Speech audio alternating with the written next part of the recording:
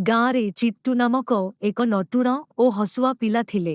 ସେ ସବୁ ସମୟ କିଛି ନୂଆ ଦୁନିଆ କରିବାକୁ ଚେଷ୍ଟା କରୁଥିଲେ। ତା ପାଖରେ ଏକ ପୁରୁଣା ସାଇକଲ ଥିଲା, ଯାହା ସେ ଦିନର ଅଧିକାଂଶ ସମୟ ଖେଳିଥିଲେ।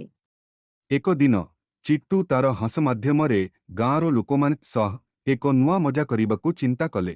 ସେ ନିଜ ସାଇକଲକୁ ଅଲଗା ଓ ନୂଆ ଭାବରେ ଭାବିଲେ ଯେ ଏହି ସାଇକଲ କିପରି ଅନ୍ୟମାନଙ୍କୁ ହସାଇପାରେ ଏବଂ ଆନନ୍ଦ ପ୍ରଦାନ କରିପାରେ।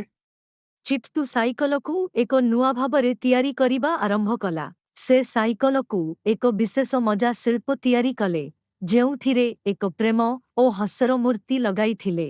ତା ପରେ ସେ ସାଇକଲକୁ ଗାଁର ସମସ୍ତ ଲୋକଙ୍କୁ ଦେଖାଇବାକୁ ଯାଇଥିଲେ।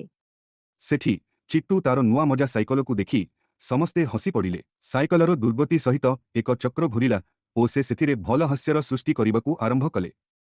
କାହାଣୀର ସନ୍ଦେଶ: ଆନନ୍ଦ ଓ ହସ ଆପଣଙ୍କୁ ଅନ୍ୟମାନଙ୍କ ସହିତ ମଧୁର ଯାତ୍ରା କରାଇଥାଏ। ସମୟ ବିତାଇବାରେ ସୃଜନାତ୍ମକତା ଓ ସାଧାରଣ ସମୟ ମଜାକରାଣି ସାଧାରଣ ସାହାନାବାନ ଦେଇଥାଏ।